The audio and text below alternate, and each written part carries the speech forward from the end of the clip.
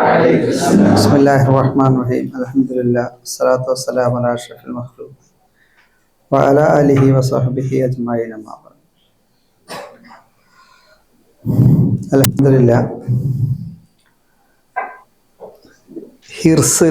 ഹിർസിന്റെ 3-ാം ദിവസത്തിലാണ് നമ്മളുള്ളത്. ഇതിൻ്റെ ആദ്യ സെഷനിൽ, ആദ്യ ഭാഗത്ത് വളരെ മനോഹരമായിട്ടുള്ള 2 പ്രസന്റേഷനുകൾ നടക്കുകയുണ്ടായി. ഇബ്രാഹിമും ഷിബിലിയും. ഇബ്രാഹിം PG എത്തിയിട്ടുണ്ട്. ഷിബിലി ഇൻഷാ അല്ലാഹ് അടുത്ത വർഷം. ഹദീസുമായി ബന്ധപ്പെട്ട് ഓറിയന്റലിസ്റ്റ് പഠനങ്ങളുടെ 2 മേഖലകളാണ് ഇവിടെ ചർച്ച ചെയ്തിട്ടുള്ളത്. ഒന്ന്, ഹദീസുമായി ബന്ധപ്പെട്ട് വന്നിട്ടുള്ള ഓറിയന്റലിസ്റ്റ് പഠനങ്ങളും, രണ്ടാമതായിട്ട് ഇതിനോടുള്ള മുസ്ലിം റെസ്പോൺസും. അങ്ങനെ 2. ഇബ്രാഹിം അവതരിപ്പിക്കുമ്പോൾ അതിൽ തന്നെ വെസ്റ്റേൺ റീവാലുവേഷൻ ആ ഒരു ഭാഗത്തെ ഫോക്കസ് ചെയ്തിട്ടാണ് സംസാരിച്ചത്. ഷിബിലി, ഗോൾഷ്യർ, ഷാത്ത് ഇവരാണ് പ്രധാനമായിട്ടും ഹദീസുമായി ബന്ധപ്പെട്ട് വെസ്റ്റിൽ നിന്ന് ആദ്യകാലത്തെ പഠനങ്ങളൊക്കെ നടത്തിയിട്ടുള്ള ആളുകൾ. അവരുടെ പ്രധാനമായിട്ടുള്ള വാദങ്ങളും അതിന് എതിരെ മുസ്ലിങ്ങളുടെ ഭാഗത്തുനിന്ന് വന്നിട്ടുള്ള പ്രതികരണങ്ങളും ഇങ്ങനെയാണ് ഇപ്പം ഇന്ന് നടന്നിട്ടുള്ളത്. ഞാൻ മനസ്സിലാക്കിയെടുത്തോളം അവർ ഏകദേശം അതിൻ്റെ ഭാഗങ്ങളൊക്കെ ടച്ച് ചെയ്തിട്ടുണ്ട്. പിന്നെ നിങ്ങളുടെ ഹദീസ് ഡിഗ്രി, ഹദീസ് സിലബസിൻ്റെ ഭാഗമായിട്ട് എനിക്ക് തോന്നുന്ന ഈ ഒരു ബ്രൗണിൻ്റെ ആ ചാപ്റ്റർ ഡിഗ്രി തന്നെ ഉണ്ട് എന്നാണ് ഞാൻ മനസ്സിലാക്കുന്നത്. കാരണം ഇവരെ അവതരിപ്പിക്കുമ്പോൾ ഇവർ പറയുന്ന കാര്യങ്ങളൊക്കെ നിങ്ങൾക്ക് ഏകദേശം ധാരണ ഉണ്ട് എന്നുള്ളത് നിങ്ങളുടെ പ്രതികരണത്തൊക്കെ എനിക്ക് മനസ്സിലായി. അതിൻ്റെ അടിസ്ഥാനത്തിലാണ് ഞാൻ പറയുന്നത്. ഓരോ ടേമുകളൊക്കെ പറയുമ്പോൾ നിങ്ങൾക്ക് അത്ര അപരിചിതമായി തോന്നുന്നില്ല. അപ്പം ഞാൻ കൂടുതൽ ആ ഒരു ഇതിലേക്ക് കടക്കുന്നതിന് പകരമായിട്ട് പലപ്പോഴും ഈ ഒരു ഓറിയന്റലിസം എന്നുള്ള ഈ ഒരു സാധനവും, പിന്നെ ഓറിയന്റലിസം എന്നുള്ളത് വെറും എന്തല്ല, ഇസ്ലാമുമായി ബന്ധപ്പെട്ടും അല്ലെങ്കിൽ ഹദീസ്, ഖുർആന്, തസവുഫ് ഇതുമായി ബന്ധപ്പെട്ട് മാത്രമല്ല വന്നിട്ടുള്ളത്. ഈസ്റ്റിനെ കുറിച്ച് മൊത്തത്തിൽ വന്നൊരു സാധനമാണ് ഈസ്റ്റിനെ കുറിച്ചുള്ള പഠനങ്ങൾ. ഇപ്പം ഇങ്ങനെയുള്ളൊരു വളരെ ലാർജായിട്ടുള്ള ഒരു ഇൻ്റലക്ച്വൽ മൂവ്മെൻ്റ് ആണ്, അല്ലെങ്കിൽ സ്കൂൾ ഓഫ് തോട്ടായിട്ട് ഓറിയന്റലിസത്തിനെ മനസ്സിലാക്കുകയും എന്നിട്ട് ഇവിടെ പല രീതിയിലുള്ള റെസ്പോൺസുകൾ ഇവിടെ പറഞ്ഞിട്ടുണ്ട്. അല്ലെങ്കിൽ നമുക്ക് എങ്ങനെയാണ് ഇത്തരത്തിലുള്ള ഒരു സ്കൂൾ ഓഫ് തോട്ടിനെ നേരിടാൻ പറ്റുക എന്നുള്ളതിന് പല മാർഗങ്ങളുണ്ട്. അപ്പോൾ ആ മാർഗങ്ങളിലേക്കുള്ള ഓരോ ചെറിയ എന്ത് ചെയ്യാൻ ഇങ്ങനെ ഡയറക്ഷൻസ് ഞാനിങ്ങനെ തരും. അപ്പം അതിൽ നിന്ന് പിന്നീട് എന്തേക്കാരം നിങ്ങൾ ഈ കാര്യങ്ങളൊക്കെ ഒന്നും കൂടി ഡെവലപ്പ് ചെയ്തെടുക്കണം. അതിൻ്റെ അവസാനത്തിൽ ചിലപ്പോൾ നിങ്ങൾക്ക് കുറച്ച് ക്ലാരിറ്റിൻ്റെ പ്രശ്നമൊക്കെ ഉണ്ടെങ്കിൽ എന്ത് ചെയ്യണേ, അത് ചോദിച്ചാൽ നമുക്ക് വിശദീകരിക്കുക എന്നുള്ളത്. അപ്പം അതിലൊന്ന്, നിങ്ങൾ ഓറിയന്റലിസം എന്താണ് കൃത്യമായിട്ട് മനസ്സിലാക്കണം. അതാണ് അതിനൊന്ന് ഒരു മാർഗമുള്ളത്. ഇപ്പോൾ ഇവിടെ ഒരാൾ പറഞ്ഞത് പോസ്റ്റ് കൊളോണിയൽ, ഇന്നലത്തതിലല്ലേ പറഞ്ഞത്, റഷീദ് ഉസ്താദിൻ്റെ പോസ്റ്റ് കൊളോണിയലിസം എന്നുള്ളൊരു സാധനം ഉണ്ടല്ലോ. പോസ്റ്റ് ക്ലാസിക്കലാണ്. ആരോ പോസ്റ്റ് കൊളോണിയൽ എന്ന് പറഞ്ഞതായിട്ട് തോന്നുക. പോസ്റ്റ് ക്ലാസിക്കൽ ആണെങ്കിൽ ഞാൻ ഉദ്ദേശിച്ചതല്ല, പോസ്റ്റ് കൊളോണിയൽ ആണെങ്കിൽ ഇൻഷാ അല്ലാഹ് ഞാനത് പറയാം. അപ്പം എന്താണ് ഓറിയന്റലിസം എന്നുള്ളത് നിങ്ങൾ മനസ്സിലാക്കിയിട്ടുണ്ടാവുമല്ലോ അല്ലേ. അതായത് വെസ്റ്റിൽ നിന്നുള്ള ആളുകൾ ഈസ്റ്റിനെ കുറിച്ച് പഠിക്കുക എന്നുള്ളതാണ്. അങ്ങനെ കുറേ ആൾക്കാർ പഠിച്ചു. പക്ഷെ അതിൻ്റെ ഒരു രീതി എങ്ങനെ വെച്ച് കഴിഞ്ഞാൽ, വെസ്റ്റിൻ്റെതായിട്ടുള്ളൊരു പ്രത്യേകമായിട്ടുള്ള എന്തെങ്കിലും ഒരു നോക്കിക്കാണുന്ന രീതി ഉണ്ട്, ഒരു വേൾഡ് വ്യൂ എന്നൊക്കെയാണ് അതിന് പറയാം. അതിൽ നിന്ന് എന്ത് ചെയ്തു അവരെ പഠിക്കുക എന്നുള്ളതാണ്. അവരത് വളരെ ന്യൂട്രലാണ് എന്നൊക്കെ പറഞ്ഞെങ്കിലും അത് ന്യൂട്രൽ അല്ല എന്നുള്ളത് എന്ത് ചെയ്തു പിന്നീട് ഉള്ള പണ്ഡിതന്മാരത് എന്ത് ചെയ്തു കാണിച്ചു തന്നു. അപ്പോൾ ആദ്യം നമ്മൾ എന്താണ് ഓറിയന്റേഷൻ എന്ന് കൃത്യമായിട്ട് മനസ്സിലാക്കുക, അതിൻ്റെ സ്കോപ്പ് എന്താണെന്നുള്ളത്. അത് പിന്നെ എന്ത് ചെയ്യണം, അവരുടെ ലക്ഷ്യങ്ങൾ പലപ്പോഴും എന്തൊക്കെ 2 രീതിയിൽ ലക്ഷ്യങ്ങൾ ഉണ്ടായിരിക്കും. നമുക്ക് പ്രത്യക്ഷത്തിൽ അവർ പറയുന്ന ലക്ഷ്യം ഉണ്ടായിരിക്കും, അതല്ലാതെ എന്ത് ചെയ്യണേ വളരെ ഹിഡനായിട്ട് കിടക്കുന്ന ലക്ഷ്യങ്ങളുണ്ടായിരിക്കും. അപ്പോൾ അതും മനസ്സിലാക്കുക. പിന്നെ ഈ പഠനത്തിന് വേണ്ടിയിട്ട് അവിടെ ഏത് രീതിയിലുള്ള മെത്തഡോളജിയാണ് ഉപയോഗിക്കുക എന്നുള്ളത് മനസ്സിലാക്കുക. അത് വളരെ ഇമ്പോർട്ടൻ്റ് ആണ്. അതിൻ്റെ ചെറിയ സാധനങ്ങളൊക്കെ ഇവരുടെ പ്രസൻറ്റേഷനുകൾ വന്നിട്ടുണ്ട്. മുസ്തഫ സിബായും ആഴലമിയൊക്കെ മറുപടി പറയുമ്പോൾ, അല്ലെങ്കിൽ ഹരാഡ് മോസ്കിയുടെ മറുപടിയൊക്കെ വരുമ്പോൾ എന്ത് ചെയ്യുന്നുണ്ട്, ആ ഒരു സാധനത്തെ അവർ നന്നായിട്ട് ഫോക്കസ് ചെയ്യുന്നത്. പക്ഷെ അത് ഞാൻ ചെറിയ ഇതൊക്കെ പറഞ്ഞു പോകാം. ഓറിയന്റലിസം എന്ന് പറഞ്ഞു കഴിഞ്ഞാൽ അതാണ് ഈസ്റ്റ് വെസ്റ്റിനെ കുറിച്ച് പഠിക്കുക എന്നുള്ളതാണ്. പക്ഷെ ഇതിൻ്റെ പൊള്ളത്തരങ്ങൾ അല്ലെങ്കിൽ അതിൻ്റെ ലിമിറ്റേഷനുകൾ അതുണ്ടാക്കി തീർക്കുന്ന ഈ ഭയങ്കര എന്താണ് രാഷ്ട്രീയപരമായിട്ടും അല്ലെങ്കിൽ ഭൗതികപരമായിട്ടുള്ള എന്തേക്കാരം ഒരു തരം പ്രശ്നങ്ങൾ അതൊക്കെ ചൂണ്ടിക്കാട്ടിയിട്ടുള്ള പ്രശസ്തനായിട്ടുള്ള പണ്ഡിതനാണ്. നിങ്ങൾക്കൊക്കെ അറിയുന്ന ആരാണ് ഇതിന് വലിയ ക്രിറ്റിക്ക് വന്നത്? ഓറിയന്റലിസത്തിന്. ആ ടെക്സ്റ്റിന്റെ പേര് തന്നെ ഓറിയന്റലിസം എന്നുള്ളതാണ്. എഡ്വേർഡ് സെയ്ദ് വരുന്നത് വരെ ഇത് ഭയങ്കരമായിട്ട് എന്തിനാ സെലിബ്രേറ്റ് ചെയ്തിട്ട് എല്ലാ മേഖലയിലും, അതായത് യൂറോപ്പിലൊക്കെ ഉള്ള യൂണിവേഴ്സിറ്റികളിലൊക്കെ ഇതിൻ്റെ ഡിപ്പാർട്ട്മെന്റുകളായിട്ട് വളരെ സജീവമായിട്ട് നടന്നിരുന്നു. പിന്നെ മനസ്സിലാക്കേണ്ടത് ഈ ഓറിയന്റലിസത്തിന് ഇതിലേക്ക് നയിച്ചിട്ടില്ല. അങ്ങനെയുള്ള ഒരു പ്രത്യേക ഒരു അക്കാഡമിക് ഡിസിപ്ലിന് വരാനുണ്ടായിരുന്ന കുറേ ഹിസ്റ്റോറിക്കലായിട്ടുള്ള കുറേ ഫാക്ടേഴ്സ് ഉണ്ട്. അത് നിങ്ങൾ മനസ്സിലാക്കണം. ഒന്ന് കൊളോണിയലിസമാണ് അതിന് കാരണമായിട്ടുള്ളത്, കൊളോണിയലിസം. പിന്നീട് എന്താണ് ഈ ക്രിസ്ത്യൻ മിഷനറി എൻ്റർപ്രൈസ്, അതിന് ഭയങ്കരമായിട്ടൊരു കാരണമായിട്ടുണ്ട്. കൊളോണിയലിസം എന്ന് പറയുന്നത് എങ്ങനെ ഇത് കാരണമാണ് പറഞ്ഞാൽ ഈസ്റ്റ് വെസ്റ്റിൽ നിന്നുള്ള കുറേ രാഷ്ട്രങ്ങളാണ് എന്തിന് ഈസ്റ്റ്, അതായത് സൗത്ത് ഏഷ്യ, പിന്നെ സൗത്ത് ഈസ്റ്റ് ഏഷ്യ, അങ്ങോട്ട് പോയാൽ ആഫ്രിക്ക, പിന്നെ ലാറ്റിൻ അമേരിക്ക, ഇവിടെയൊക്കെ എന്ത് ചെയ്യുന്നുണ്ട് യൂറോപ്യൻ കൊളോണിയൽ പവേഴ്സ് കോളനി വൽക്കരണത്തിൻ്റെ കാലത്ത് എത്തിയിട്ടുണ്ട്. അപ്പോൾ ഇവർക്ക് കൃത്യമായിട്ട് ഇവിടെ റൂള് ചെയ്യണമെന്നുണ്ടെങ്കിൽ, ഭരിക്കണം എന്നുണ്ടെങ്കിൽ നാടിനെ അറിയണം. അതിന് വേണ്ടിയിട്ടാണ് എന്ത് ചെയ്തത്, ആ നാടിനെ കുറിച്ച് അവർ പഠിച്ചു. അതാണ് നോൺ വെസ്റ്റേൺ കൺട്രികളെ കുറിച്ചുള്ള പഠനങ്ങൾ. ഇവർക്ക് ഇതൊക്കെ എന്തൊക്കെയാലും ഈസ്റ്റാണ്, വെസ്റ്റ് അല്ലാത്ത സാധനങ്ങളൊക്കെ ഈസ്റ്റാണ്. ആദ്യം യൂറോപ്പ് എന്നേ പറഞ്ഞിരുന്നത്, ഇപ്പം എന്തൊക്കെ കഴിഞ്ഞാൽ ഒന്നുകൂടി വിശാലമായിട്ട് എന്ത് ചെയ്യും, വെസ്റ്റ് എന്ന് പറയും. അപ്പോൾ യൂറോപ്പ് അല്ലാതെ അമേരിക്ക വരും, USA വരും, പുറത്തേക്ക് ന്യൂസിലാൻഡ്, ഓസ്ട്രേലിയയൊക്കെ അതിൽ വരും. വെസ്റ്റ് എന്ന് പറയുമ്പോൾ സ്ഥാനത്തിൽ വരും അത്. അപ്പം അങ്ങനെയുള്ള കൃത്യമായുള്ള അജണ്ട ഉണ്ടായിരുന്നു. അപ്പം ക്രിസ്ത്യൻ മിഷനറികൾ അവരെങ്ങനെ ഇത് വരുന്നത് വെച്ച് കഴിഞ്ഞാൽ അവർക്ക് മിഷനറി പ്രവർത്തനങ്ങൾ കൃത്യമായിട്ട് നടത്തണം എന്നുണ്ടെങ്കിൽ എന്ത് വേണം, ആ നാടിനെ കുറിച്ച് കൃത്യമായിട്ട് അറിയണം. പിന്നെ നാട് മാത്രം അറിഞ്ഞാൽ പോലെ, മിഷനറി എന്ന് പറഞ്ഞു കഴിഞ്ഞാൽ എല്ലാ മതവിഭാഗങ്ങൾക്കിടയിൽ നടത്താനാണ്. അപ്പോൾ മുസ്ലിങ്ങളെ കുറിച്ച് അറിയണം, മറ്റു സിഖുകാരെ കുറിച്ച് അറിയണം, ഹിന്ദുക്കളെ കുറിച്ച് അറിയണം, ഇതൊക്കെ അറിയണം. അപ്പോൾ ആ ഇതിൻ്റെ ഭാഗമായിട്ട് അവരെന്ത് ചെയ്യുന്നു, ഇതിനെ പഠിച്ചു. അവർ ഇതിനെ പലപ്പോഴും എന്ത് ചെയ്യണം പറയുന്നത് വളരെ ഒബ്ജക്റ്റീവായിട്ടുള്ള പഠനമാണ്, പിന്നെ എന്ത് ചെയ്യണം വളരെ ന്യൂട്രലായിട്ടുള്ള പഠനമാണെന്നൊക്കെ പറയും. എഡ്വേർഡ് സെയ്ദിൻ്റെ ഒരു പഠനം എന്നോട് കൂടെ എന്ത് ചെയ്തു, അതൊക്കെ പൊളിച്ചടക്കപ്പെട്ടു എഡ്വേർഡ് സെയ്ദിൻ്റെ. അപ്പോൾ നിങ്ങൾ ഓറിയന്റലിസത്തിന് അങ്ങനെ മനസ്സിലാക്കണം, അതൊരു അക്കാഡമിക് ഡിസിപ്ലിനാണ്. അതിൽ ഏകദേശം എല്ലാ നമ്മളിന്ന് കാണുന്ന ഡിസിപ്ലിനുകളൊക്കെ വരുന്നൊരു സാധനമാണ് ഓറിയന്റലിസം എന്നുള്ളത്. ഇപ്പം അതിനങ്ങനെ വിളിക്കൂല, അതിനങ്ങനെ പ്രത്യേക ഒരു അജണ്ട ഉണ്ടെന്ന് മനസ്സിലാക്കിക്കൊണ്ട് പോസ്റ്റ് കൊളോണിയലിസം എന്ന പേരിലോ, അല്ലെങ്കിൽ നിയർ ഈസ്റ്റേൺ അല്ലെങ്കിൽ മിഡിൽ ഈസ്റ്റേൺ സ്റ്റഡീസ് എന്ന പേരിലോ, അല്ലെങ്കിൽ ഇസ്ലാമിക് സ്റ്റഡീസ് എന്ന പേരിലൊക്കെയാണ് യൂണിവേഴ്സിറ്റികളൊക്കെ അത് കാണപ്പെടുക. ഒരിക്കലും പണ്ടൊക്കെ ഉണ്ടായിരുന്നു ഓറിയന്റലിസ്റ്റ് സ്റ്റഡീസ് എന്നൊക്കെ പറഞ്ഞാണ്ട്, ഇപ്പം അത് കാണൂല. ഇപ്പം അത് കാണില്ല, കാരണം അതിനിങ്ങനെയുള്ളൊരു നെഗറ്റീവായിട്ടുള്ള റിമാർക്ക് എഡ്വേർഡ് സെയ്ദിൻ്റെ പഠനത്തിൻ്റെ ശേഷമൊക്കെ വന്നതോടുകൂടെ എന്ത് ചെയ്തു, അവരും അതിന് ഈ ടേമുകളൊക്കെ മുകളത്തി. ഈ പോസ്റ്റ് കൊളോണിയലിസം എന്ന് പറഞ്ഞ സാധനം ഉണ്ടല്ലോ, ഇതാണ് ഞാൻ പറഞ്ഞത് എഡ്വേർഡ് സെയ്ദിൻ്റെ ഈ ഒരു ഓറിയന്റലിസ്റ്റ് ക്രിറ്റിക്കിൻ്റെ ശേഷം വന്നിട്ടുള്ളൊരു പുതിയൊരു ഡിസിപ്ലിനാണത്. എഡ്വേർഡ് സെയ്ദ് ഒരേ സമയം ഇവരുടെ പൊള്ളത്തരങ്ങൾ തുറന്നു കാട്ടുകയും പുതിയൊരു അക്കാഡമിക് ഡിസിപ്ലിന് വേണ്ടിയിട്ട് എന്ത് ചെയ്തു, അത് കാരണമാവുകയും ചെയ്തു. അതാണ് പോസ്റ്റ് കൊളോണിയലിസം എന്നുള്ളത്. എഡ്വേർഡ് സെയ്ദ് വളരെ കൃത്യമായിട്ട് പറയുന്നത്, ഒറ്റ ഇതിൽ പറയുകയാണെന്നുണ്ടെങ്കിൽ ഇതൊരിക്കലും ഒന്നില്ല നല്ല ഉദ്ദേശശുദ്ധിയോടുകൂടെ തുടങ്ങിയിട്ടുള്ള ഒരു സാധനമല്ല. അതിനെക്കുറിച്ച് ന്യൂട്രൽ ആയിട്ടുള്ള ഒന്നും പറയാൻ കഴിയില്ല. കൃത്യമായിട്ടുള്ള പൊളിറ്റിക്സ് എന്ത് ചെയ്യുന്നുണ്ട്, ഇതിൻ്റെ പിറകിലുണ്ട്. ഈ രീതിയിൽ ഓറിയന്റലിസത്തെ സമീപിക്കാൻ മൂപ്പർക്ക് കാരണമായിട്ടുള്ളത് ഒന്ന്, മൂപ്പരുടെ എന്ത് ചെയ്യാണ് ജീവിതമാണ്. മൂപ്പരൻ കരയിക്കര പലസ്തീൻ അമേരിക്കനാണ്. അയാൾ പലസ്തീനിൽ ജനിച്ച് വളർന്ന് അവിടുത്തെ ഇസ്ലാമിനെയും മുസ്ലിങ്ങളെയും മുസ്ലിം സംസ്കാരത്തെയും നേരിട്ട് അനുഭവിച്ച ഒരാളാണ്. പിന്നീട് എന്ത് ചെയ്തു, അമേരിക്കയിലേക്ക് വന്നു. അവിടെയാണ് പിന്നെ മൂപ്പരുടെ പഠനങ്ങളൊക്കെ നടക്കുന്നത്. അവിടെ വരുമ്പോഴാണ് ഞാൻ അനുഭവിച്ചറിഞ്ഞിട്ടുള്ള മുസ്ലിങ്ങളെ കുറിച്ച് തികച്ചും വ്യത്യസ്തമായിട്ട് എന്ത് ചെയ്യുന്നുണ്ട് ഈ വെസ്റ്റിൽ എഴുതപ്പെട്ടിട്ടുണ്ട് എന്നുള്ളത്. അതാണ് മൂപ്പര് ഒരു അനുഭവം. ഇതിനെ ക്രിറ്റിക്കിന് വേണ്ടിയിട്ട് മൂപ്പര് ഒരുങ്ങിയിറങ്ങാൻ വേണ്ടിയിട്ട് കാരണമായിട്ടുള്ളത് ഒന്നതാണ് അവരുടെ പല അറബികളോടുകൂടെയുള്ള ഈ ജീവിതം.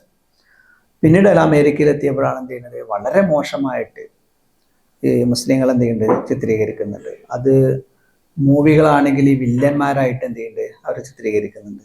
പിന്നെ സ്ത്രീകളൊക്കെ എന്ത് ചെയ്യണം, പൂർണ്ണമായിട്ടും എന്ത് ചെയ്യണേ, ഒരു സെക്സ് ടൂളിന്റെ ഒരു സാധനമായിട്ട് വിശദീകരിക്കുന്നുണ്ട്. ഇന്ന് ഇയാള് അറബികളുടെ ഭാഗമായിട്ട്, മുസ്ലിങ്ങളുടെ ഭാഗമായിട്ട് ജീവിച്ചപ്പോൾ അയാൾക്ക് മനസ്സിലാകുന്നതിന് ഇതിനൊരു വ്യത്യസ്തമായിട്ടുള്ള ചിത്രമാണ് അയാൾ അനുഭവിച്ചിട്ടുള്ളത്. അപ്പൊ അങ്ങനെ എന്ത് ചെയ്യണം, തികച്ചും വ്യത്യസ്തമായിട്ടുള്ള പിക്ചർ, വളരെ കോൺട്രാഡിക്ടറി ആയിട്ടുള്ള പിക്ചറാണ് ഇന്ന് കൊടുത്തിട്ടുള്ളത്. അങ്ങനെ മൂപ്പർ എന്ത് ചെയ്തു, ഇതിനെക്കുറിച്ച് പഠിക്കാൻ വേണ്ടിയിട്ട് അറിഞ്ഞു. അപ്പോഴാണ് മൂപ്പർക്ക് ഇങ്ങനെയുള്ളൊരു ബന്ധം കണ്ടിട്ടുള്ളത്. അപ്പൊ ഈ ഒരു സാധനം ചെയ്യുമ്പോൾ മൂപ്പരെ വളരെ ഇൻഫ്ലുവൻസ് ചെയ്യുന്ന കുറച്ച് ആൾക്കാരുണ്ട്. അതിലൊരാളാണ് മിഷേൽ ഫുക്കോ എന്ന് പറയുന്ന ഒരു പോസ്റ്റ് മോഡേൺ തിയറിസ്റ്റ്. അയാള് മുന്നോട്ട് വന്നൊരു സാധനമാണ് നോളേജും പവറും തമ്മിലുള്ള ബന്ധത്തെക്കുറിച്ച് മൂപ്പർ എന്ത് ചെയ്യുന്നത്, തിയറൈസ് ചെയ്യുന്നുണ്ട്. നോളേജും പവറും തമ്മിൽ. അതേപോലെ പിന്നെ അതാണ് ഒരാള്. പിന്നെ ഗ്രാംഷിയെ കേട്ടിട്ട് ഞങ്ങള്, അന്റോണിയോ ഗ്രാംഷി, അയാളുടെ ഒരു ഹെജിമണി എന്ന് പറഞ്ഞ ഒരു തിയറി ഉണ്ട്. അതേപോലെ തന്നെ ഫ്രാൻസ് ഫാനന്, പിന്നെ ഒരാളും കൂടി ഉണ്ട്, ഞാൻ മറന്നു. ഏതായാലും പോസ്റ്റ് മോഡേൺ തിയറികൾ, ഇതൊക്കെ വെച്ചിട്ടാണ് ഇയാൾ എന്ത് ചെയ്യുന്നത്, ഈ ഓറിയന്റലിസത്തിന് ഒരു ക്രിറ്റിസിസം, ഒരു ക്രിട്ടിക്ക് എഴുതുന്നത്.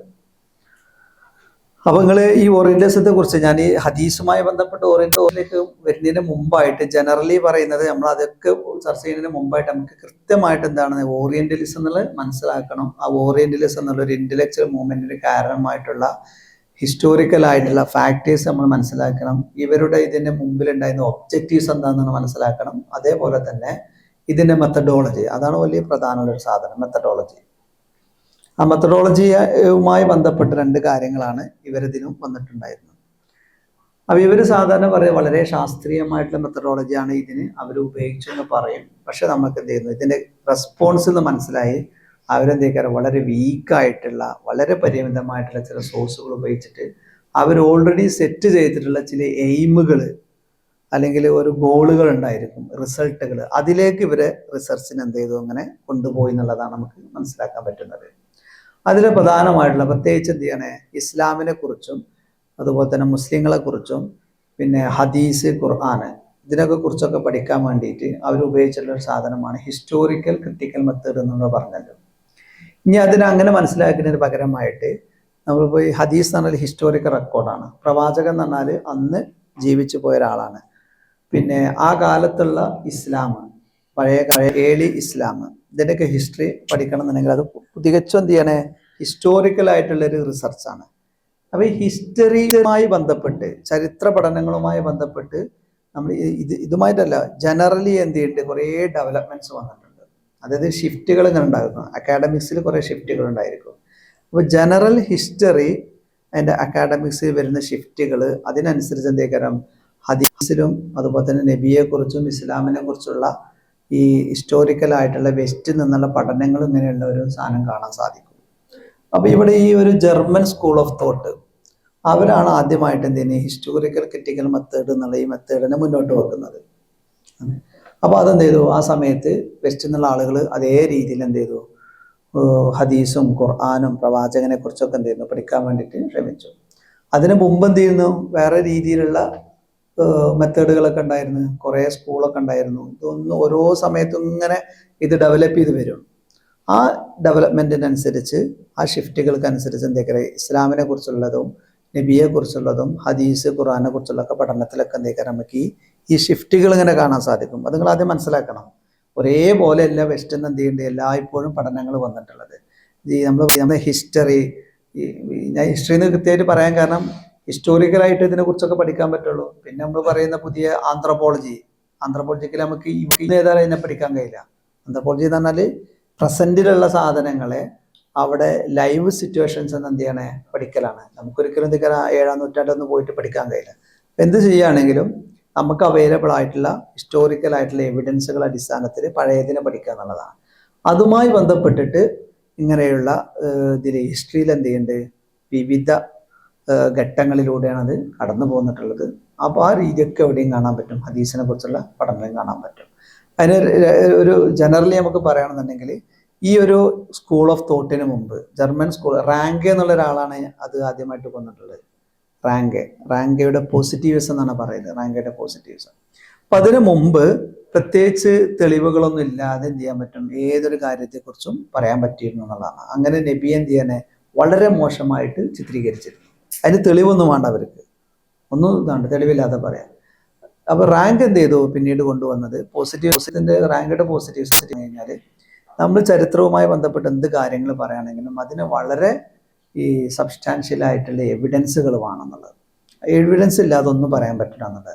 സ്വാഭാവികമായിട്ടും അവരെന്തേക്കരം ഹദീസിനെ കുറിച്ചും നബിയെ കുറിച്ചൊക്കെ പറയുന്നതേക്കും എന്തേക്കരം ഈ ഒരു ഷിഫ്റ്റ് കൊണ്ടുവരണം. അങ്ങനെ എന്ത് ചെയ്തു, ഇതൊരു സാധനം തെളിവുകൾ തേടി നടന്നു, തെളിവൊക്കെ കൊണ്ടുവന്നു. പക്ഷെ തെളിവ് എന്തല്ല, അത്ര നമ്മളെ കൺവിൻസിങ് ആയിട്ടുള്ള തെളിവില്ല എന്നുള്ളത് ഇവരുടെ പ്രസന്റേഷൻ നിങ്ങൾ മനസ്സിലായി. ഞാൻ ആമുഖമായിട്ട് ഇത് പറയുന്നത് ജനറലി നിങ്ങൾ എന്ത് ചെയ്യണം, നമ്മൾ ഹദീസുമായ ഇതിലേക്ക് വരുന്നതിന് മുമ്പായിട്ട് കൃത്യമായിട്ട് ഈ സ്കൂൾ ഓഫ് തോട്ട്, അതായത് ഓറിയന്റലിസം എന്നുള്ളതും ഒരു സ്കൂൾ ഓഫ് തോട്ടാണ്. അതേപോലെ തന്നെ എന്തേക്കരം ഈ ഹിസ്റ്റോറിക്കൽ ക്രിറ്റിക്കൽ മെത്തേഡ് എന്നുള്ളത് എന്താണ് ഒരു സ്കൂൾ ഓഫ് തോട്ടാണ്. ഇതിൻ്റെ ഈ ഇവരേതൊക്കെ രീതിയിലാണ് ഡാറ്റകൾ കളക്ട് ചെയ്യുന്നത്, ഈ എവിഡൻസുകളൊക്കെ ഏതൊക്കെ രീതിയിലാണ് കൈകാര്യം ചെയ്യുന്നത് എന്നൊക്കെ കൃത്യമായിട്ട് മനസ്സിലാക്കി കഴിഞ്ഞാൽ നമുക്ക് ഇവർക്ക് മറുപടി പറയാൻ വളരെ സുഖമായിരിക്കും. അപ്പം ഞാൻ രണ്ട് മൂന്ന് രീതിയിലുള്ള മറുപടി ഇതിനെതിരെ വരും. ഒന്നെന്താ വെച്ച് കഴിഞ്ഞാൽ നമ്മളിപ്പോൾ ഹദീസിനെ കുറിച്ച് എന്തെങ്കിലും പറയണം, അല്ലെങ്കിൽ അമവിയ ബോൾഷിയർ പറയാണ്, അമവിയ കാലത്ത് എന്ത് ചെയ്തിട്ടുണ്ട്, വളരെ വ്യാപകമായിട്ട് കുറേ പൊളിറ്റിക്കൽ അജണ്ടകൾക്ക് വേണ്ടിയിട്ടുള്ള ഹദീസുകൾ ഇവർ ഫാബ്രിക്കേറ്റ് ചെയ്തെന്നുള്ളത് മൂപ്പര് വാദിക്കുന്ന തെളിവുകളുടെ അടിസ്ഥാനത്തിൽ വാദിക്കുന്നുണ്ട്. അങ്ങനെ പറയുന്നുണ്ട്. ഷാഖ്ത് പറയണത് എന്ത് ചെയ്യണേ, ഈ ഇസ്നാദ് വളരുന്നത് ബാക്ക്വേർഡായിട്ടാണ്, ബാക്ക് ഗ്രോത്ത് ഓഫ് ഇസ്നാദ് എന്നാണ് മൂപ്പരതിന് പറയാന്നുള്ളത്. അങ്ങനെയൊക്കെ പറയുമ്പോൾ അപ്പോൾ അതിന് രണ്ട് രീതിയിൽ നമുക്ക് മറുപടി പറയാം. ഒന്ന് എന്താണ്, ഈ പറയുന്ന സാധനത്തിന് മറുപടി പറയാതെ ഇവർ ഏത് ഇതിൻ്റെ അടിസ്ഥാനത്തിലാണ് ഇത് ആർഗ്യൂ ചെയ്യുന്നത്, അതിനെന്ത് ചെയ്യുക, അതിൽ നമ്മൾ ലിമിറ്റേഷനുകൾ കണ്ടെത്തുക.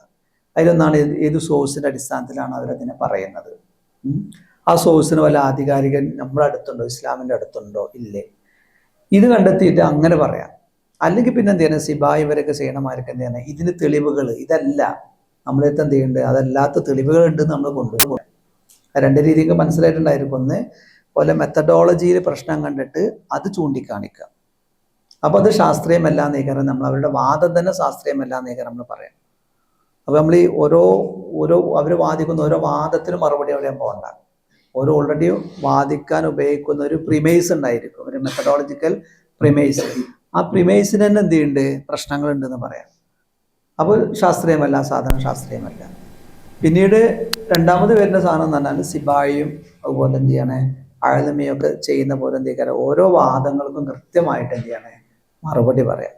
അപ്പോൾ ഇന്നതാണ്, നിങ്ങൾ അങ്ങനെ പറയണ്ടല്ലോ, ഇങ്ങനെ ആയിക്കൂടെ, അല്ലെങ്കിൽ ശരിക്കും അതല്ല നടന്നിട്ടുള്ളത്, പിന്നീട് എന്ത് ചെയ്യണേ ഇതാണ് നടക്കുന്നത് എന്ന് എന്ത് ചെയ്യണേ പറയാം. അപ്പം അങ്ങനെയും മറുപടി പറയാം. രണ്ട് രീതിയിലും മറുപടികൾ എന്ത് ചെയ്യുന്നുണ്ട്, ഇത് വന്നിട്ടുണ്ട്. അപ്പോൾ മോസ്കിയുടെ റീവാലുവേഷൻ മെത്തേഡ് എന്നുള്ളത് നമുക്ക് ആദ്യ ഗണത്തിൽ ഉൾപ്പെടുത്താം. മോസ്കി ചെയ്യണമെന്ന് ചെയ്യണം, കൂടുതൽ തെളിവുകളൊന്നും കൊണ്ടുവരുന്നതിന് പകരമായിട്ട് അവരുടെ മെത്തഡോളജിയിൽ എന്ത് ചെയ്യണേ കാര്യമായുള്ള പ്രശ്നങ്ങളുണ്ടെന്നാണ് ചൂണ്ടിക്കാട്ടി. അതായത് ഒരു ഉപയോഗിച്ചിരുന്ന സോഴ്സുകൾ എന്ത് ചെയ്യണേ വളരെ പരിമിതമാണ്. അവർ കോമൺ ലിങ്കിനെ ലൊക്കേറ്റ് ചെയ്യുന്നത് ഒരു പ്രത്യേകത. അതിന് മുമ്പ് തന്നെ എന്ത് ചെയ്യണ്ടേ കോമൺ ലിങ്കുകളൊക്കെ എന്ത് ചെയ്യണ്ടേ കാണാൻ സാധിക്കുന്നുണ്ട്.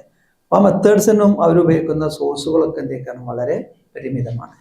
പിന്നെ ഈ ഹിസ്റ്റോറിക്കൽ ക്രിറ്റിക്കൽ മെത്തേഡ് എന്നുള്ള സാധനം ഉണ്ടല്ലോ, അതിന് നമ്മൾ കാണേണ്ടത് അത് വെസ്റ്റ് കൊണ്ട് വളരെ ശാസ്ത്രീയമായിട്ടുള്ള സാധനം ഒന്നും അങ്ങനെ കാണാനും പാടില്ല. അങ്ങനെ കണ്ടു കഴിഞ്ഞാലുള്ള പ്രശ്നം എന്ന് പറഞ്ഞാൽ ഇവിടെ പറഞ്ഞല്ലോ, നമ്മൾ ഈ വെസ്റ്റ് എന്നുള്ള ആളുകൾ നമ്മളെ സാധനത്തെ കാണുന്നതും അതേപോലെ നമ്മൾ ഇതിനെന്ത് ചെയ്യണേ മനസ്സിലാക്കുന്നത് രണ്ട് വേൾഡ് വ്യൂ എന്നാണ്. പോലും എനിക്ക് തോന്നുന്ന എന്താണ് ഇബ്രാഹിമാ തോന്നുന്നു പറഞ്ഞിട്ടുള്ളത്. അതായത് അവരെന്ത് ചെയ്യില്ല, ദൈവം കൃത്യമായിട്ട് എല്ലാ കാര്യങ്ങളിലും മനുഷ്യന്റെ കാര്യങ്ങളിൽ ഇന്റർവ്യൂ ചെയ്യുന്നുള്ളത് അവർ വിശ്വസിക്കുന്നില്ല. പ്രവാചകൻ എന്ത് ചെയ്യാണ്, അള്ളാഹുവിന്റെ ഒരു ദൂതനാണെന്ന് എന്ത് ചെയ്യുന്ന അവര് വിശ്വസിക്കുന്നില്ല. പ്രവാചകന് തെറ്റ് പറ്റൂല എന്നുള്ളത് വിശ്വസിക്കുന്നില്ല. പ്രവാചകന് വൈബ് അറിയുന്നുള്ളതിൽ അവർ വിശ്വസിക്കുന്നില്ല. ഇങ്ങനത്തെ കുറേ സാധനങ്ങളിൽ വിശ്വസിക്കാതെയാണ് എന്ത് ചെയ്യുന്നത്, അവര് ഇങ്ങനെയുള്ള ചരിത്ര ഗ്രന്ഥങ്ങൾ എന്ത് ചെയ്യുന്നത് സമീപിക്കുന്നത്. നമ്മളെങ്ങനെ ചെയ്യുന്നത്, നമ്മളിതൊക്കെ വിശ്വസിക്കുന്നുണ്ട്. പ്രവാചകന് വൈബ് അറിയാന്നുള്ളതും അതേപോലെ തന്നെ അള്ളാഹ് എന്നുള്ള ഇതുണ്ട്, ഒരു എൻറ്റിറ്റി ഉണ്ട്, ഏകനാണ്. അവനെന്ത് ചെയ്യുന്നുണ്ട്, സൃഷ്ടിയുടെ എല്ലാ കാര്യങ്ങളും ഇൻഫ്ലുവൻസ് ചെയ്യുന്നുണ്ട്, ഇന്റർവ്യൂൻ ചെയ്യുന്നുണ്ട്, നമ്മൾ വിശ്വസിക്കുന്നുണ്ട്. ആ ഒരു ദൈവത്തിന്റെ ദൂതനാണ് എന്ത് ചെയ്യുന്നത്, പ്രവാചകൻ. അങ്ങനെ വിശ്വസിക്കുന്നുണ്ട്. ആ പ്രവാചകൻ ഇങ്ങനെ കുറെ കഴിവുകളുണ്ട്. അപ്പൊ ഇങ്ങനെ രണ്ട് പരിസരങ്ങളിൽ നിന്ന് ഒരു സാധനത്തെ നോക്കി കാണുമ്പോൾ സ്വാഭാവിക ഒരു വ്യത്യാസങ്ങൾ ഉണ്ടായിരിക്കും.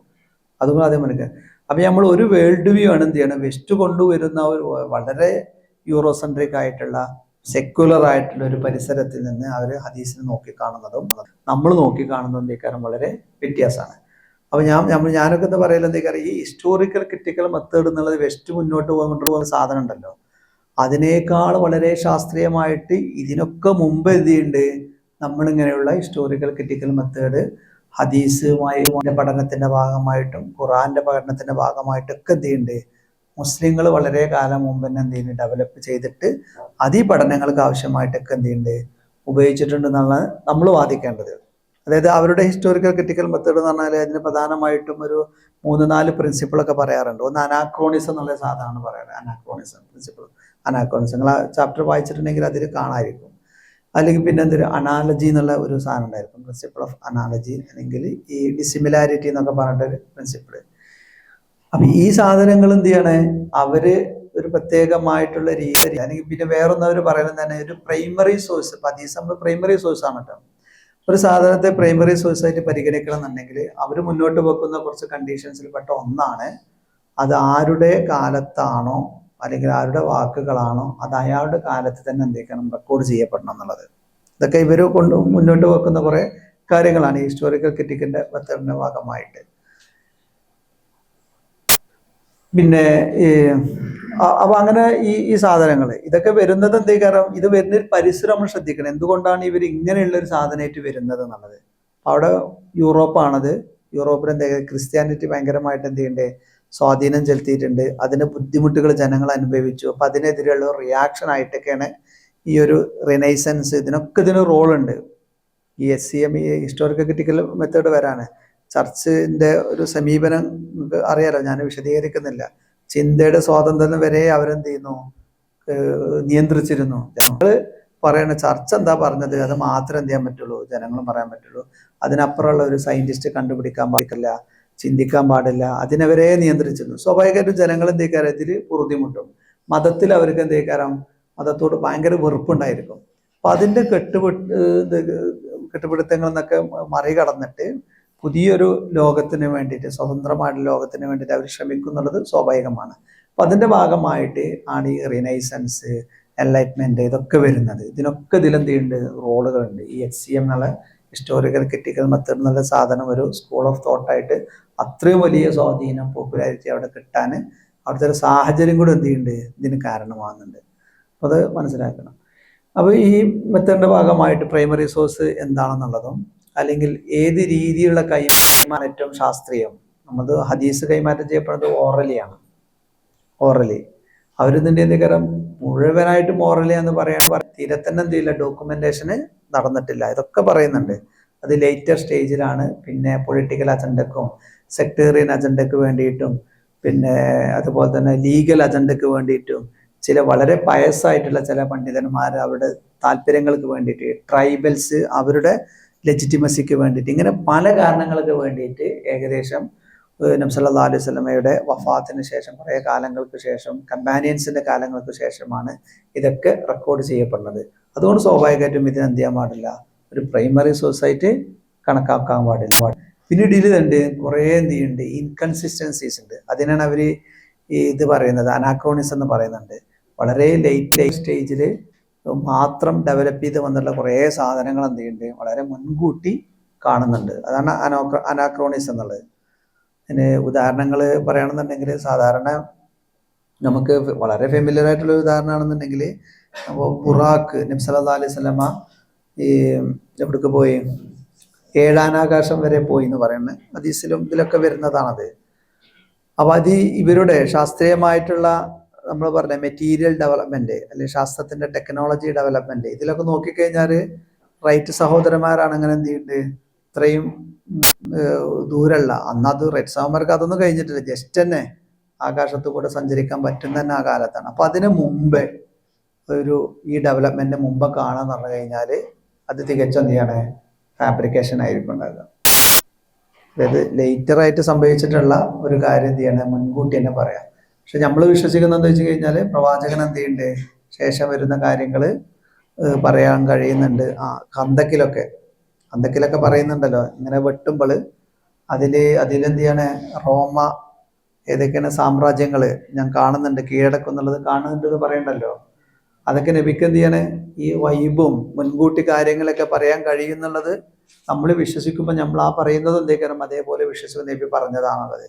ഇവർ പിന്നീട് പറയുന്നത് ഇതൊക്കെ ശേഷം എന്ത് ചെയ്യാണ്, നടന്ന സംഭവങ്ങളാണ്. അത് മുൻകൂട്ടി പറയാന്ന് പറഞ്ഞു കഴിഞ്ഞാൽ അത് ഫാബ്രിക്കേഷൻ ആയിരിക്കും. ഇവരുടെ ചെയ്തികൾക്ക് ലെജിറ്റിമസി കിട്ടാൻ വേണ്ടിയിട്ട് അവർ ശേഷം പറഞ്ഞതാണ്. അതല്ലാതെ പ്രവാചകൻ അങ്ങനെ മുൻകൂട്ടി ഈ അൺസീൻ ആയിട്ടുള്ള കാര്യങ്ങൾ പറയാനുള്ള കഴിവൊന്നുമില്ല എന്നുള്ളത് ഒരു ഓർഡിനറി ഒരു പേഴ്സൺ ആയിട്ടാണ് നബി സല്ലല്ലാഹു അലൈഹി വസല്ലം കാണുന്നത്, പ്രവാചകനല്ലാതെ. അപ്പം ഇങ്ങനെയൊക്കെയാണ് ഈ മെത്തേഡുകൾ എന്ത് ചെയ്യുന്നത് അവർ ഈ ഹദീസ് പഠനത്തിന് വേണ്ടിയിട്ടും ഉപയോഗിക്കുന്നത്. അപ്പം അതിൻ്റെതായിട്ടുണ്ടായ കാരണം കുറേ ലിമിറ്റേഷൻ ഉണ്ടാക്കി. ഈ ലിമിറ്റേഷന് കണ്ടുകാണ്ട് അത് എക്സ്പോസ് ചെയ്യുക എന്നുള്ളതാണ് ഇതിന് നമ്മളൊരു റെസ്പോൺസ് കൊടുക്കുന്ന ഒരു രീതി അതാണ് റെസ്പോൺസ് കൊടുക്കുന്ന രീതി. രണ്ടാമത്തെ രീതിയാണ് പിന്നെന്ത് ചെയ്യണം, പ്രത്യേകിച്ച് എന്ത് ചെയ്യണം, ഷിബിലി അവൻ്റെ പ്രസൻറ്റേഷനിൽ ചെയ്തിട്ടുള്ളത്. ഓരോന്നെടുക്കുക, എന്നിട്ട് അതല്ല അങ്ങനെ നടന്നിട്ടുള്ള യഥാർത്ഥത്തിൽ ഇങ്ങനെയാണ് നടന്നിട്ടുള്ളത് എന്ത് ചെയ്യണം കൃത്യമായിട്ട് പറയാം. അത് ചിലപ്പോൾ കോമൺ സെൻസ് ഉപയോഗിച്ചിട്ട് തന്നെ ചില കാര്യങ്ങൾ പറയാൻ കഴിയും. അതല്ലെങ്കിൽ എന്ത് ചെയ്യാനും അവിടെയുള്ള സാഹചര്യങ്ങൾ, അവിടുത്തെ സാമൂഹികവും രാഷ്ട്രീയവും മറ്റുള്ള കൃത്യമായ സാമൂഹിക സാഹചര്യങ്ങളൊക്കെ അനലൈസ് ചെയ്താൽ ചിലപ്പോൾ എന്ത് ചെയ്യാനും നമുക്കത് പറയാൻ പറ്റും. അല്ലെങ്കിൽ പിന്നെ എന്ത് ചെയ്യാനും ഹദീസ് സയൻസിൽ തന്നെ വന്നിട്ടുള്ള കാര്യങ്ങൾ എടുത്തിട്ട് വേണമെങ്കിൽ എന്ത് ചെയ്യാനും അതിനെ പറയാൻ പറ്റും. ഇതന്നെ ചെയ്തോളെ.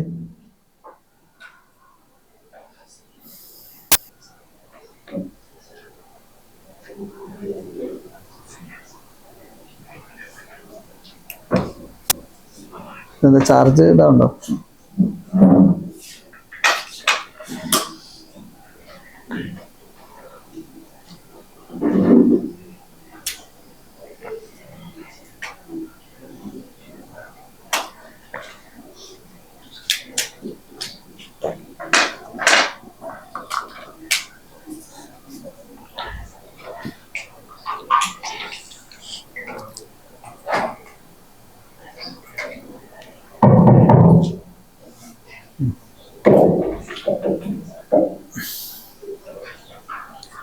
ഇങ്ങനെ തുടർന്നൂടെ? കാര്യങ്ങൾ മനസ്സിലാവുണ്ടോ? നിങ്ങൾ കുറച്ചൊക്കെ ഇതൊക്കെ വായിച്ചിട്ടുണ്ടാവുന്ന അടിസ്ഥാനത്തിലാണ് ഞാൻ പറയണത്. വളരെ ബേസിക് ലെവലിലേക്ക് ഞാൻ പോകുന്നില്ല. അപ്പൊ ലാസ്റ്റത്തെ പറഞ്ഞത്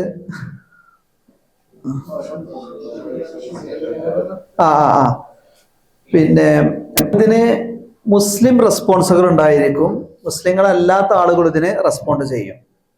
ഇപ്പൊ രണ്ടാമത്തിൽ ഉണ്ടായിരുന്നത് മുസ്ലിം റെസ്പോൺസ് ആണ്. അതിലിപ്പോ രണ്ടാളുകളാണ് പ്രധാനമായിട്ട് പറഞ്ഞിട്ടുള്ളത്. ഒന്ന് മുസ്തഫ സിബായിയുടെ അസുന്നത്തു വമക്കാനത്തുഹ ഫി തശ്രീൽ ഇസ്ലാമി. അതിൽ പ്രധാനമായിട്ടും എന്ത് ചെയ്യാണ്, ഈ ഇസ്ലാമിൻ്റെ അതായത് ഈ ഇതിനുണ്ടല്ലോ ഒരിക്കലും ലോ എന്നുള്ള സാധനം ഇൻഡിപെൻഡൻ്റ് ആയിട്ടല്ല ഉണ്ടായിട്ടുള്ളത്, ഹദീസിൽ തന്നെയാണ് അതിൻ്റെ സോഴ്സ് ഉള്ളത് എന്നുള്ളതാണ് സിബായി അതിലൂടെ സമർത്ഥിക്കുന്നത്. കാരണം ഷാഖ്തിൻ്റെ ഒരു പ്രധാന ഭാഗം അത് ഞാൻ ഈ ഗോൾഷിയറും ഷാഖ്തും തമ്മിൽ പ്രധാനമായിട്ടും ഇവിടെ പറഞ്ഞു. ഗോൾഷിയർ പ്രധാനമായിട്ടും ഫോക്കസ് ചെയ്യണത് ഈ മത്തിനാണ്, മറ്റേത് പിന്നെ എന്ത് ചെയ്യാണ് സനദാണ്. അതുകൊണ്ടാണ് ഗോൾഷിയർ പ്രധാനമായിട്ടും കുറേ ഹദീസുകൾ എടുത്തിട്ട് അതെന്ത് ചെയ്യാണ് ചില പ്രത്യേക അജണ്ടകൾ അതിൻ്റെ പിന്നിലുണ്ട് എന്നുള്ളത് പറയുന്നത്. അതിൽ പൊളിറ്റിക്കൽ അജണ്ടയുള്ള കുറേ ഹദീസുകൾ പറയുന്നുണ്ട്. നിങ്ങൾക്ക് ഏതെങ്കിലും ഓർമ്മ ഉണ്ട്? എനിക്ക് ഇതൊന്നും ഓർമ്മ ഉണ്ട്. ഇത് ഈ ലാ തശുദ്ദു റിഹാല ഇല്ലാ ഇലാ മസ്ജിദ്, അത് മസ്ജിദ് നബവി, പിന്നെ അപ്പൊ ആ മസ്ജിദുൽ ഹറാം, പിന്നെ മസ്ജിദുൽ അക്സ. ശരിക്കും എന്ത് ചെയ്യാണ് മസ്ജിദുൽ ഹറാം രണ്ട് പള്ളികൾ ഓക്കെ. അതെന്താണ് ഈ ഉമയ്യത്തിന്റെ ഈ ഭരണ ക്യാപിറ്റല് ഈ ഭാഗത്തുനിന്ന് മക്ക മദീന ഭാഗത്തുനിന്ന് എന്ത് ചെയ്തു ഈ ഷാമിലേക്ക് അവിടേക്ക് മാറ്റി നടപ്പെട്ടു. അപ്പൊ അവിടേക്ക് എന്ത് ചെയ്യണം ആളുകൾ വരാനും അവരുടെ ഈ ഒരു ഭരണ